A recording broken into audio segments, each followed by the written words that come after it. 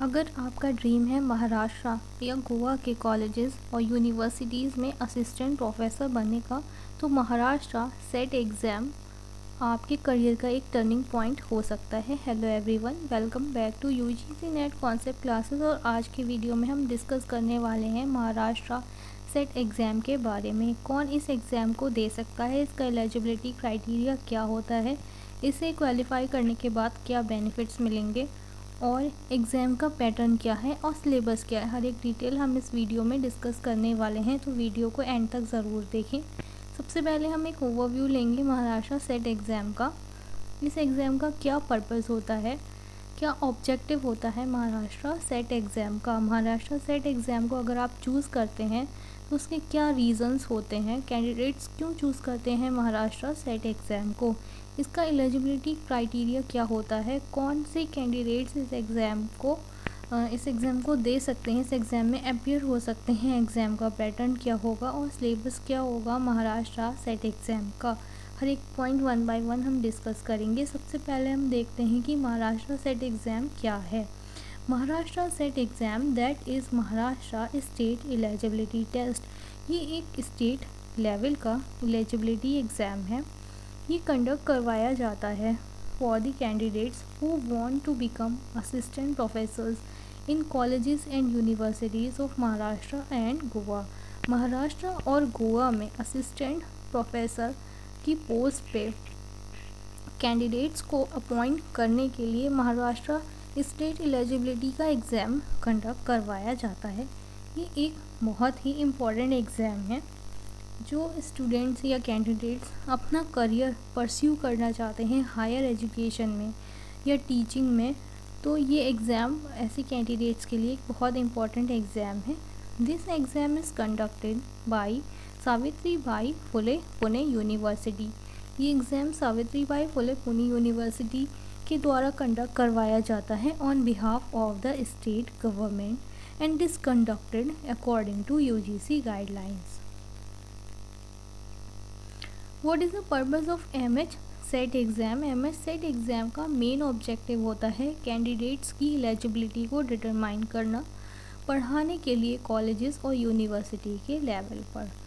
MH set का exam qualify करने के बाद आप एलिजिबल हो जाते हैं अप्लाई करने के लिए असिस्टेंट प्रोफेसर्स की पोजीशंस में गोवा में और महाराष्ट्र में। आप लेक्चरर की पोजीशंस पे भी वर्क कर सकते हैं।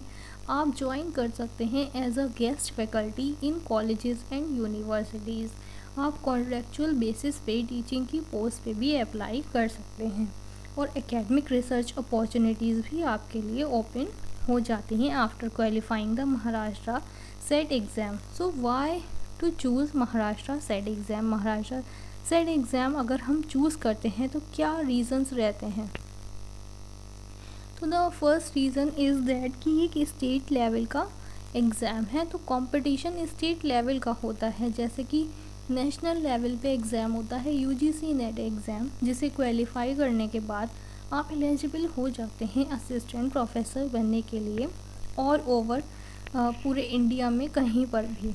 वैसे ही महाराष्ट्र सेट एग्ज़ाम एक स्टेट लेवल का एग्ज़ाम है, जिसे क्वालिफाई करने के बाद आप एलिजिबल हो जाओगे महाराष्ट्र में और गोवा में असिस्टेंट प्रोफेसर बनने के लिए। तो कंपटीशन का लेवल लो रहता है यूजीसी नेट एग्ज़ाम के कंपटीशन लेवल से। No age limit, candidates can appear at any age. इस एग्ज़ाम में कोई अपर एज लिमिट नहीं है। The another reason is life time validity. आप एक बार महाराष्ट्र सेट एग्ज़ाम का एग्ज़ाम क्वालिफाई कर लेते हैं तो इस सर्टिफिकेट की वैलिडिटी लाइफ टाइम रहती है। Similar syllabus to UGC NET. अगर आप महाराष्ट्र सेट एग्ज़ाम की प्रिपरेशन कर रहे हैं तो उससे आपको यूजीसी नेट की प्रिपरेशन में भी हेल्प मिलेगी, क्योंकि सिलेबस का जो सिलेबस है वो सिमिलर होता है यूजीसी नेट एग्ज़ाम का और महाराष्ट्र सेट एग्ज़ाम का। रिक्रूटमेंट अपॉर्चुनिटीज़ ओपन हो जाती हैं कॉलेजेस में महाराष्ट्र और गोवा में। महाराष्ट्र और गोवा के कॉलेजेस और यूनिवर्सिटी प्रेफर करते हैं सेट क्वालिफाइड कैंडिडेट्स को। एलिजिबिलिटी क्राइटेरिया, एलिजिबिलिटी का क्या क्राइटेरिया है। If we talk about the educational qualifications, तो आपको क्वालिफाई होना चाहिए, मास्टर्स डिग्री आपके पास होना चाहिए और 55% मार्क्स आपके मास्टर्स में होने चाहिए अगर आप जनरल कैटेगरी से हैं। अगर आप रिज़र्व कैटेगरी से हैं महाराष्ट्र में, अगर आप महाराष्ट्र के हैं और महाराष्ट्र की रिज़र्व कैटेगरी से आप हैं, तब आपको 5% का रिलैक्सेशन मिल जाता है। यहाँ पर आपके 50% मार्क्स होने चाहिए मास्टर्स में।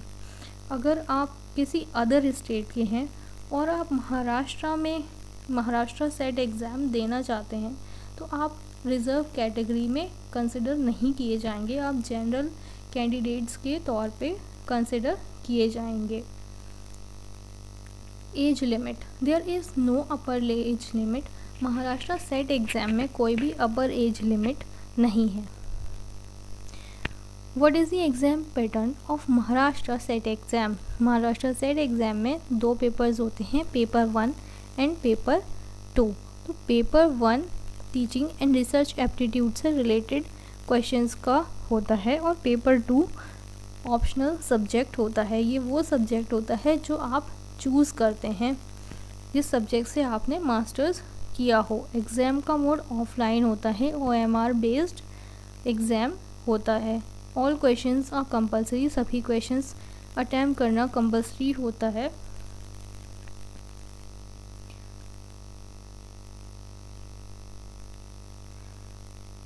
All the questions are compulsory, no negative marking. इस एग्ज़ाम में कोई नेगेटिव मार्किंग नहीं होती है। Paper 1 teaching and research aptitude से रिलेटेड होता है। इस क्वेश्चन पेपर में टोटल 50 क्वेश्चंस होते हैं। एक क्वेश्चन 2 मार्क्स का होता है। टोटल 100 मार्क्स का पेपर होता है और टाइम होता है 1 आवर। पेपर 2 ऑप्शनल सब्जेक्ट का पेपर होता है, जिस सब्जेक्ट को आप चूज़ करते हैं। इसमें टोटल 100 क्वेश्चंस होते हैं। इसमें भी 1 क्वेश्चन 2 मार्क्स का होता है और टोटल मार्क्स 200 होते हैं। टोटल टाइम 2 आवर्स का अलॉट किया जाता है। इस तरीके से टोटल 150 क्वेश्चंस होते हैं और टोटल 300 मार्क्स का पेपर होता है। टाइम ड्यूरेशन टोटल 3 आवर्स की होती है। तो syllabus of MS set exam, MS set exam का सिलेबस क्या होता है। अगर पेपर 1 की बात करें तो पेपर 1 का सिलेबस सेम वही सिलेबस होता है जो UGC नेट एग्ज़ाम के पेपर 1 का सिलेबस होता है। पेपर 2 का सिलेबस भी UGC नेट एग्ज़ाम के पेपर 2 के सिलेबस के सिमिलर बिल्कुल वैसा ही होता है। आई होप आपको महाराष्ट्र सेट एग्ज़ाम से जुड़े सारे क्वेश्चंस का आंसर मिल गया होगा। अगर आपका कोई क्वेश्चन है तो आप कमेंट बॉक्स में पूछ सकते हैं। मिलते हैं नेक्स्ट वीडियो में। वीडियो अच्छी लगी हो तो लाइक कर दीजिए, शेयर कर दीजिए एंड चैनल को सब्सक्राइब कर दीजिए। Thanks for watching.